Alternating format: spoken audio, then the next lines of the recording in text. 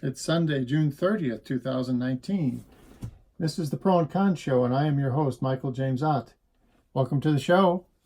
It is Sunday, and the weekend is coming to a close. I'm actually doing this a little bit earlier than normal. So normally would try to do it at 6 p.m. Central Time, 7 p.m. Eastern, 4 p.m. West Coast Time. The intent of the show is to talk about various subjects, try to get us, coming closer together, as opposed to moving further and further apart. And so one of the things that occurs to me, we have these two political parties. And so one of the parties, is kind of left-leaning, and the other one's more right-leaning, and they've taken up their kind of core issues. And now it's coming to the place where, because of the prevalence of different media that is available, and a big part of it is the fact that the so-called news cycle went 24 hours and started trying to make money. That's what's happening, is that people are basically, as clickbait, as entertainment, as clickbait, they're dialing up the what I call jingo journalism, the hate, the emotion, instead of just reporting things, and it's becoming more and more polarized, and it's driving our political parties that way as well. And the problem is that we don't. The country as a whole is mostly centrist, really. You may have polarized positions on issues like abortion, for example, but otherwise, most of the time, most of us want very similar things. And I would argue, actually, that even on abortion, that particular issue, we actually want the same thing. We all of us want much more of the same thing than we think we do. We just don't talk to each other well enough to help us overcome our perceived dislike for the other person's position. And what I'm saying there is, and just for a moment more on abortion before we just switch to some other topics in general. So women and people, the so-called pro-choice people, they want women to have options, because this is, being pregnant and being forced to have a child because you're pregnant. This is a very onerous thing. And so, they want to have some choice around this, and rightly so. However, the people, the so-called pro-life people, look at it like, well, you're murdering somebody. And the reality is that after, and I've talked about this in previous discussions about abortion. We had a 4-part series a month ago or something. But the reality is that, once an embryo / fetus reaches about 6 weeks ish, that becomes, it's very likely to end up in the birth of a relatively healthy child. There's I don't know the exact percentage, but it's like a 95% probability. And then, of course, as the weeks go by during gestation, it gets closer and closer. And of course, when a healthy child is born, it becomes 100%. So we value life, and but we also have to value the fact that this is a tremendous burden that we are forcing upon women if we don't give them some choice. And so a way to rethink all this is to basically say, okay, abortion should be legal. It should be affordable for those who need to have one. And it should be rare. And that last part is up to us to figure out how to overcome all the concerns that people have that want to have abortions, so that it becomes a more viable option after so many weeks of pregnancy to keep the child at least until the full term, and then so it comes down to the program, and again suggested in a previous pro and con show about prenatal care or pre-pregnancy care, pregnancy care, and post-pregnancy care, and having a robust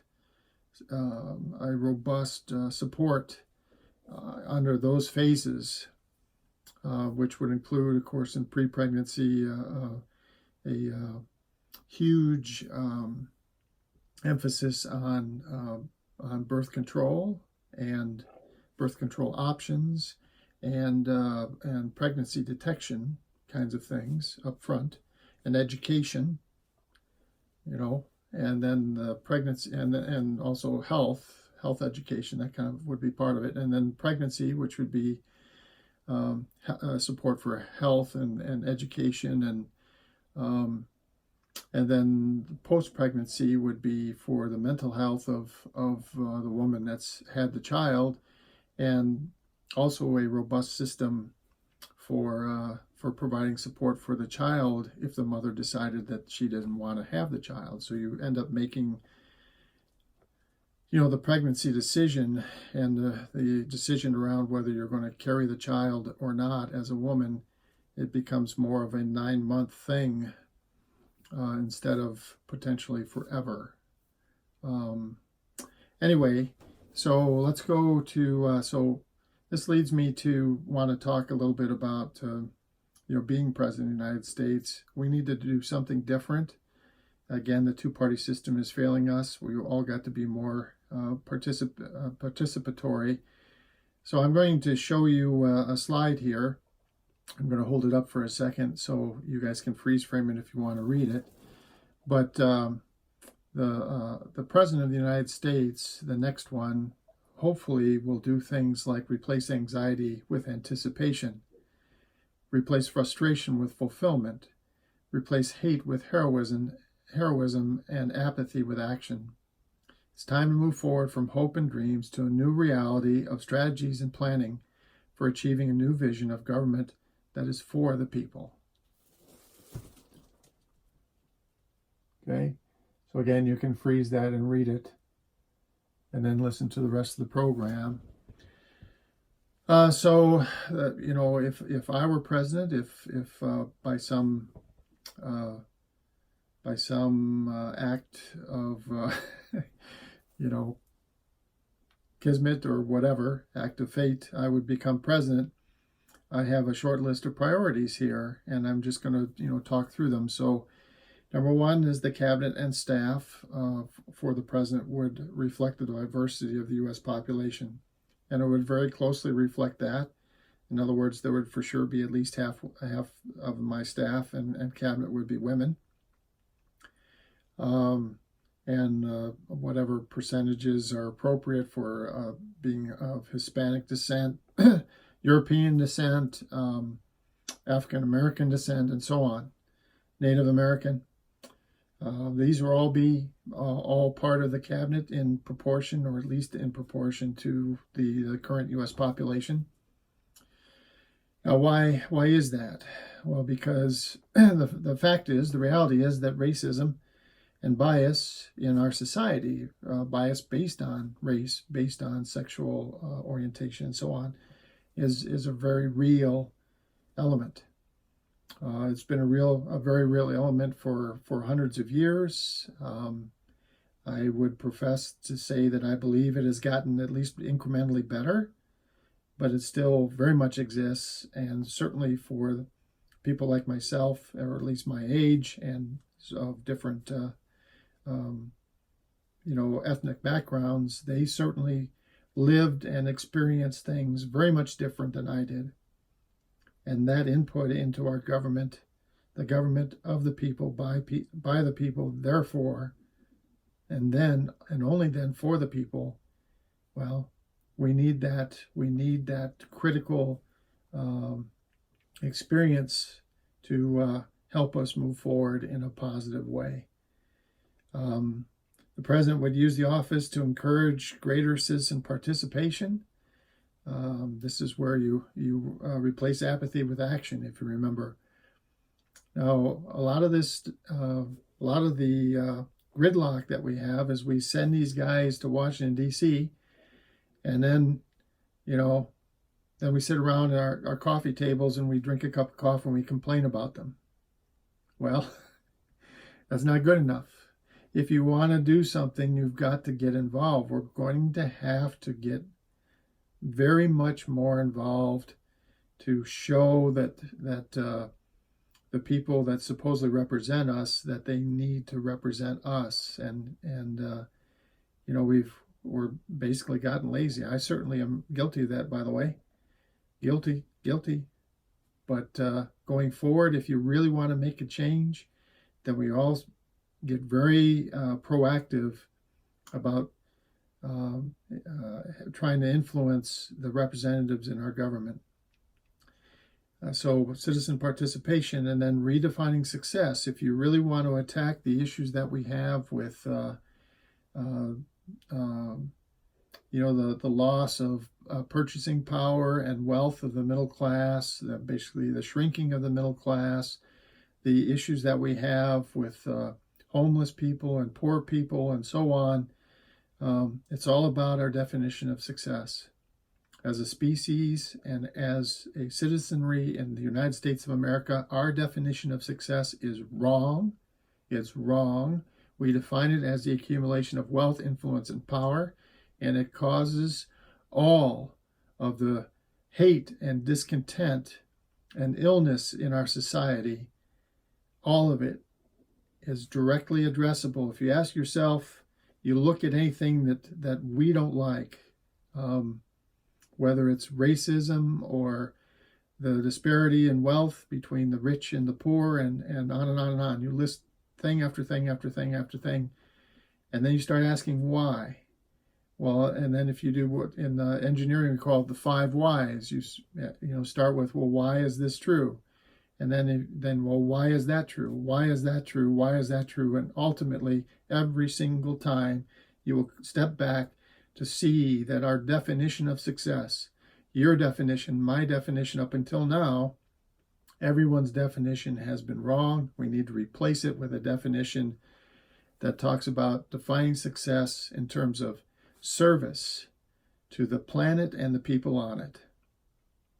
And then the last thing, as far as getting good resolution and actually feeling good about the policies and laws that are enacted in our country, is to understand the whole truth. And this is part of it is to understand the different perspectives that people have depending on where they came from, because that's part of the truth. This is the coin thing that I've talked about in the past, the heads versus the image of George Washington on one side versus the Statue of Liberty on the other. This is depending on where you were born and where you are and the experiences you've had, you end up looking at an issue with a certain perspective. But someone else comes from a different place and a different time and a different set of circumstances, and they see that same issue from a different perspective, but it's the same truth. Just like the coin has 2 sides, the truth is more complex than just your side of it. It's the other sides as well, and that's not any less true. That is the truth. And it's only by us understanding the full complexity of the issues that we're going to go forward in some good way. So if I were president, there would be 3 work streams each and every day. The first stream would be short-term issues. So for example, we do definitely have some immigration issues on the borders. We've got a fairly significant asylum issue where people are coming to the border more rapidly than the facilities there can handle it. There's all kinds of arguments about why that is, But the reality is that that's true, that there's a bunch more people in these facilities than the facilities were originally designed for. They're undermanned, they're undersupplied. And so a short-term thing would be, just addressing that, working with Congress and or through executive action to make sure that at least temporarily that situation was brought into a way that was at least reasonably acceptable. And other short-term issues. So every day, there could be a hurricane approaching Florida or whatever. But these are the short-term issues. The longer-term policy and law, this is where we would spend a few days each month, and probably would involve, quite frankly, joint sessions of Congress and open public forums that talks about the issues. Issues like abortion, like racism, like income disparity, like healthcare, and on and on and on. So that would be a main focus. So the short-term things, just try to get them in a place that's reasonable. Focus on the longer-term policy and laws by using these forums once a month and talking about one at a time, and then trying to enact the laws that we agree is appropriate. And then along with those streams, what is our vision? What do we think we should be 100 years from now and 1,000 years from now? What's the vision? And so we should have teams of people from different perspectives, from different walks of life, meeting and talking about what the future of our country should be, what the future of our country participating in the world should be, and what the future of humanity should be, quite frankly. So trying to put together over the course of months a vision for where we want to be, something that we could look at and routinely update and review and revise. And so those would be the priorities for me if I were president of the United States. The top priority issues, just to let you know, number one, so the very first month that we would look at as far as the long-term policy and law would be election reform. It is absolutely apparent to me that if we had a better election system, it would cure so many ills that we have, and a lot of these other things would kind of auto-correct because we'd have people that were really trying to help all of us resolve the issues instead of mongering wealth, influence, and power. Okay, it's the same. It's the problem that we have is the way that we're electing people right now. We're electing people that that's what they crave, is popularity, wealth, income, and influence and power, and that's not what we need. So election reform, and then the environment, the CO2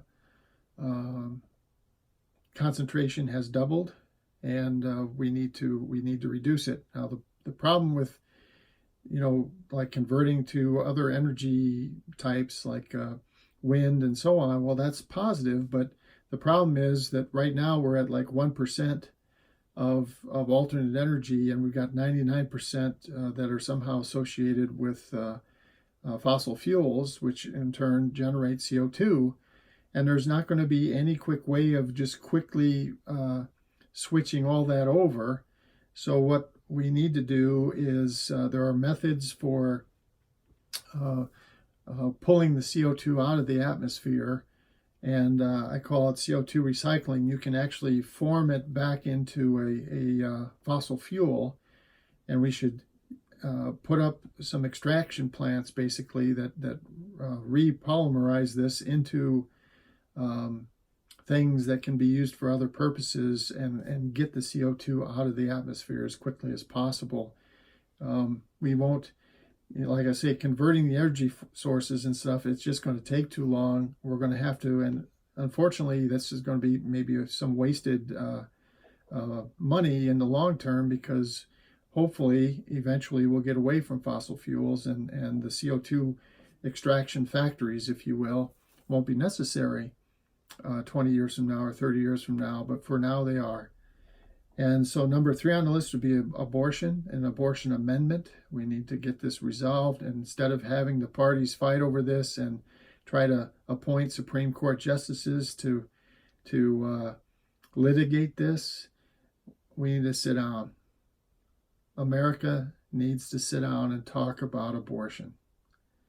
We need to talk about it. We need to talk about birth control methods. We need to talk about the health of newborns. We need to talk about abortion. It's all one big picture, and we need to sit down and we need to talk about it. We need to talk about what is fair and appropriate and right, and the women of this country need to have a huge, huge, huge, huge voice in that, because it's, whether we like it or not, the reality is that we cannot change our species. Women can have babies and men cannot. And that's not going to change. And so women take on the burden of having a pregnancy, of having a child. A man cannot do this.